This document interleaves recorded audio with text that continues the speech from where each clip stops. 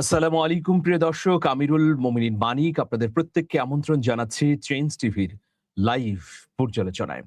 আমাদের আজকের বিষয় হচ্ছে সৌদিতে উচিত শিক্ষা পেল মার্কিন সেনারা, ট্রাম্পের খেলা শেষ। আপনাদের মতামত থাকলে ইউটিউবের কমেন্ট বক্সে গিয়ে লিখুন প্রিয় দর্শক। ভয়াবহ হামলা মধ্যপ্রাচ্যে, এখন কেবলই আগুনের ছড়াছড়ি। কি হলো প্রিয় দর্শক, সেই পরিস্থিতি আমি জানাবো। আপনারা জানেন যে গতকাল কাতারের আল উদেইদ মার্কিন ঘাঁটিতে হামলা হয়। সেই ঘাঁটিতে থাকা অনেকগুলো মার্কিন যুদ্ধ বিমান ভস্মীভূত হয়েছে। আজকে আমরা দেখতে পাচ্ছি যে সৌদি আরবের মার্কিন ঘাঁটিগুলোতে আক্রমণ করেছে ইরান, বিপুল সফলতা পেয়েছে। পালিয়ে যাচ্ছে মার্কিন সেনারা, ভয়াবহ পর্যুদস্ত অবস্থা। কোনোভাবেই আর পিছু হটবে না ইরান। মধ্যপ্রাচ্যে মার্কিন ঘাঁটিগুলোকে জ্বালিয়ে দিয়ে ভস্মীভূত করে একদম ধসিয়ে দিয়ে এরপরই ঘরে ফিরবে ইরানি সেনারা। এরকম সংকল্প আমরা দেখতে পাচ্ছি। আমাদের হাতে যে খবর রয়েছে সেটি হচ্ছে সৌদি আরবে অবস্থিত একটি মার্কিন ঘাঁটিতে ব্যালিস্টিক ক্ষেপণাস্ত্র হামলা চালিয়েছে ইরান। এটা মার্কিন সংবাদ মাধ্যম এক্সিওস জানিয়েছে। মার্কিন এক কর্মকর্তার বরাত দিয়ে এক্সিওসের এক সাংবাদিক সামাজিক যোগাযোগ মাধ্যম এক্সে জানান, শনিবারের এই হামলা ছিল প্রায় 4 মাসের মধ্যে সৌদি আরবে ইরানের প্রথম সরাসরি হামলা। সংবাদ মাধ্যমটির প্রতিবেদনে বলা হয়েছে, এর আগে সর্বশেষ এপ্রিলের শুরুতে সৌদির জুবাইল পেট্রোকেমিক্যাল কমপ্লেক্সে হামলার সময় ইরান দেশটির কোনো লক্ষ্য বস্তুতে আঘাত এনেছিল।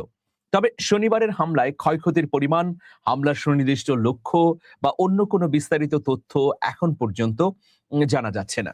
দর্শক, হরমুজ প্রণালীকে ঘিরে যুক্তরাষ্ট্র ও ইরানের মধ্যে উত্তেজনা বাড়ার মধ্যেই এই হামলার ঘটনাটি ঘটল।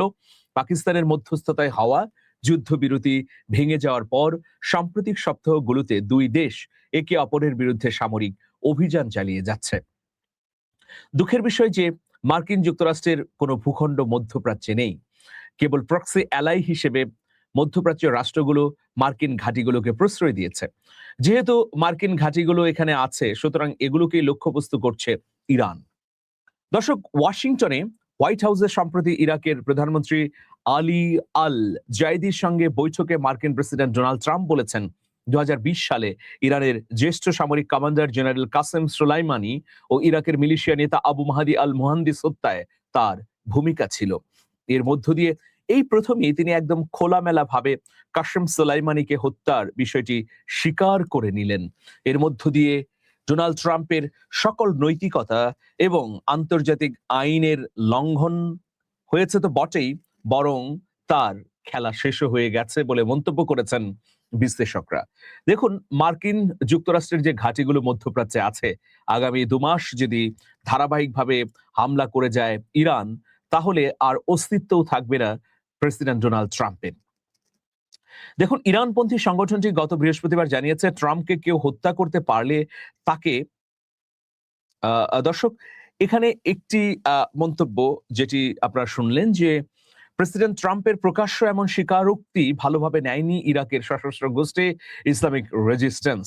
আপনারা সবাই জানেন, হামাস, হুথি, হিজবুল্লাহর মতো ইসলামিক রেজিস্ট্যান্সও ইরানের প্রক্সি হিসেবে কাজ করে। মূলত এর পরপরই সংগঠনটির পক্ষ থেকে ট্রাম্পের মাথার দাম ঘোষণা করা হয়েছে। ইরানপন্থী সংগঠনটি গত বৃহস্পতিবার জানিয়েছে, ট্রাম্পকে কেউ হত্যা করতে পারলে তাকে পুরস্কার হিসেবে $1 কোটি দেওয়া হবে। বাংলাদেশি মুদ্রায় এই পুরস্কার প্রায় 123,12,00,000 টাকার সমান। ট্রাম্পকে অপরাধী হিসেবে উল্লেখ করে এক বিবৃতিতে ইসলামিক রেজিস্ট্যান্স বলেছে, তাদের সদস্য ও সমর্থকদের কাছ থেকে পাওয়া অনুদানের অর্থে $1 কোটি পুরস্কার বরাদ্দ করা হয়েছে। অপরাধী ট্রাম্পকে যে ব্যক্তি, প্রতিষ্ঠান বা গোষ্ঠী হত্যা করতে পারবে তাদেরকে এ পুরস্কার দেওয়া হবে। বিবৃতিতে আরো বলা হয়, বিশ্বের স্বাধীনতাকামী মানুষ, শিশু ও বিজ্ঞানীদের হত্যাকারীদের খুঁজে বের করার প্রচেষ্টা আমরা চালিয়ে যাব। আমরা কখনোই থেমে থাকবো না। স্বৈরাচারীরা কখনো শান্তি পাবে না। সম্মানিত মানুষের ক্ষোভ থেকে এই অপরাধী মানে ট্রাম্পকে নিরাপদ আশ্রয় খুঁজে কেউ দিতে পারবে না। যোদ্ধাদের জন্য প্রতিশোধ নেওয়া বাধ্যতামূলক অঙ্গীকার বলেও বিবৃতিতে উল্লেখ করেছে ইসলামিক রেজিস্ট্যান্স। বলা হয়েছে, শহীদদের রক্ত অভিশাপ হয়ে অহংকারীদের সিংহাসন কাঁপিয়ে দেবে যতক্ষণ না আগ্রাসনকারীরা পরাজিত হয় এবং স্বৈরাচারীদের দুর্গগুলো ভেঙে পড়ে। গালফ নিউজের একটি প্রতিবেদনে এই তথ্য জানানো হয়েছে। দেখুন, এর মধ্যে ডোনাল্ড ট্রাম্পের সার্থক শিষ্য ইসরায়েলের প্রধানমন্ত্রী নেতানিয়াহু ভয়াবহ বিপদে পড়েছেন। একটা ফটোগ্রাফ আপনারা দেখতে পাচ্ছেন। তিনি খুব বিষণ্ণ বিপন্ন মনে তাকিয়ে আছেন। তো কি হয়েছে নেতানিয়াহুর? ইসরায়েলের রাজনৈতিক অঙ্গনে নতুন করে শোরগোল ফেলে দিয়েছে সাম্প্রতিক এক জনমত জরিপ। ইসরায়েলের প্রভাবশালী গণমাধ্যম চ্যানেল 12 জানিয়েছে, আগামী নির্বাচনে বর্তমান প্রধানমন্ত্রী নেতানিয়াহু পুনরায় জয়ী হয়ে ক্ষমতায় ফিরলে দেশটির প্রায় 1/4 মানে 23% নাগরিক দেশ ছেড়ে চলে যাবেন। শনিবার চ্যানেল 12 এর একটি নতুন জনমত জরিপের বরাতে মিডল ইস্ট আই এই তথ্য জানিয়েছে। প্রকাশিত ওই সমীক্ষার তথ্য অনুযায়ী দেশের জন্য 68% নাগরিক জানিয়েছেন তারা এই মুহূর্তে দেশ ছাড়ার কোনো পরিকল্পনা করছেন না, এবং অবশিষ্ট উত্তরদাতারা এই বিষয়ে এখনো চূড়ান্ত কোনো সিদ্ধান্ত নিতে পারেননি। নেতানিয়াহুর নতুন সম্ভাব্য শাসনকাল নিয়ে নাগরিকদের এই বড় অংশের নেতিবাচক মনোভাবের বিষয়টি মধ্যপ্রাচ্যের দেশটিতে নতুন করে তোলপাড় বা আলোড়ন তৈরি করেছে।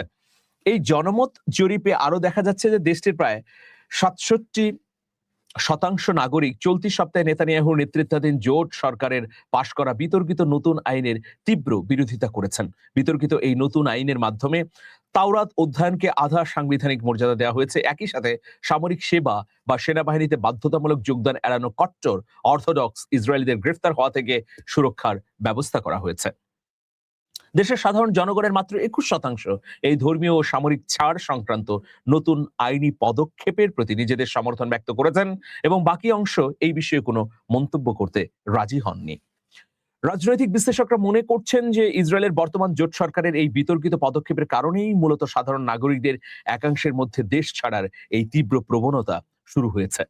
সামনের দিনে আমরা হয়তো আরো নতুন নতুন তথ্য পাবো, প্রিয় দর্শক। তবে ইরান যেভাবে সাঁড়াশি আক্রমণ শুরু করেছে মধ্যপ্রাচ্যের মার্কিন ঘাঁটিগুলোতে, শেষ পর্যন্ত এইসব ঘাঁটির আর শেষ চিহ্নটিও হয়তো খুঁজে পাওয়া যাবে না। দেখুন, ইরান কোথায় কোথায় হামলা করছে। ইরান হামলা করছে সৌদি আরবে, কাতারে, কুয়েতে, জর্ডানে, বাহরাইনে, এরপর আরো যে রাষ্ট্রগুলো আছে, তবে দুটি রাষ্ট্র ওমান এবং সংযুক্ত আরব আমিরাত এখন পর্যন্ত আঘাতের মুখোমুখি হয়নি। মানে এই যে শেষ দফায় যে আঘাতটা শুরু হলো, সৌদি আরবের প্রতি একটা সহানুভূতি ছিল ইরানের, কারণ সৌদি আরবের সঙ্গে ইরানের শাসকদের নতুন করে সম্পর্ক উষ্ণতায় যাবার জন্য তুরস্ক বেশ খানিকটা প্রচেষ্টা চালিয়ে সফল হয়েছিল। কিন্তু এই যে নতুন করে উত্তেজনা, এই উত্তেজনার প্রতিশোধ নিতে ইরান এখন সৌদি আরবে থাকা মার্কিন ঘাঁটিগুলোকেও ছাড় দিচ্ছে না। সৌদি আরবের পক্ষ থেকে বারবার উষ্মা জানানো হলেও এবার যে আঘাতটি হলো, এটা স্পষ্ট একটা বড় ধরনের আঘাত। ইরান মনে করছে যে যদি মধ্যপ্রাচ্যের সৌদি আরব, কাতার বা আরব আমিরাত সত্যিকার অর্থেই শুভাকাঙ্ক্ষী হয় ইরানের, তাহলে তারা মার্কিন ঘাঁটিগুলোর নতুন করে আর কোনো অনুমোদন দেবে না। মানে মার্কিন ঘাঁটিগুলোর মেয়াদ বাড়াবে না। দ্রুততম সময়ের মধ্যে মার্কিন ঘাঁটিগুলো প্রত্যাহার করার জন্য ডোনাল্ড ট্রাম্পকে চাপ দেবেন। যদি এই সৌদি আরব, কাতার, কুয়েত, জর্ডান এবং সংযুক্ত আরব আমিরাত ইরানের শুভাকাঙ্ক্ষী হয়, আর যদি শুভাকাঙ্ক্ষী না হয়, তাহলে তারা বরং মার্কিন যুক্তরাষ্ট্রের ঘাঁটি বাড়াবে। এই ঘাঁটিগুলো থেকে ইরানে হামলা হবে। এই ঘাঁটিগুলোই মার্কিন যুক্তরাষ্ট্রের সেনাদের আশ্রয় কেন্দ্র হিসেবে ইরানের বিরুদ্ধে লড়াইয়ে বড় ধরনের ভূমিকা রাখবে। তো সুতরাং এই ঘাঁটিগুলোর অস্তিত্ব আমরা কেন রাখবো? এখন প্রশ্ন হচ্ছে যে ইরানের এই প্রত্যাঘাতের পরিপ্রেক্ষিতে জর্ডান, কাতার, কুয়েত, আরব আমিরাত, সৌদি আরব কেন এক হয়ে ইরানের বিরুদ্ধে অভিযান চালাচ্ছে না? এর কারণ কি? কারণটা হচ্ছে, এখন যদি ইরানের এই প্রত্যাঘাতের বিপরীতে সৌদি আরব সহ অন্যান্য রাষ্ট্রগুলোও ইরানের বিরুদ্ধে পদক্ষেপ গ্রহণ শুরু করে, তাহলে যে ভয়াবহ পরিস্থিতিটি তৈরি হবে, সেই পরিস্থিতির ফাঁদে এমন ভাবে পড়ে যাবে গোটা মধ্যপ্রাচ্য যে জ্বলতে থাকবে, একদম অগ্নিকুণ্ডে পরিণত হবে গোটা মধ্যপ্রাচ্য। সেই সংকট থেকে বের হওয়ার আর কোনো উপায় থাকবে না। বরং মধ্যপ্রাচ্যের রাষ্ট্রগুলো চিন্তা করছে, এভাবে ধারাবাহিক হামলা করতে থাকুক ইরান, আর এই হামলার তোড়ে একসময় মার্কিন যুক্তরাষ্ট্র স্বেচ্ছায় নিজ থেকে তাদের ঘাঁটিগুলো প্রত্যাহার করে চলে যাবে।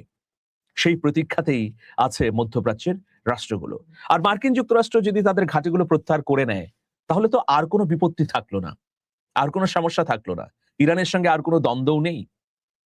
তো দেখা যাক শেষ পর্যন্ত কি হয়। তবে মধ্যপ্রাচ্যে ডোনাল্ড ট্রাম্পের খেলা এবারের মতো শেষ।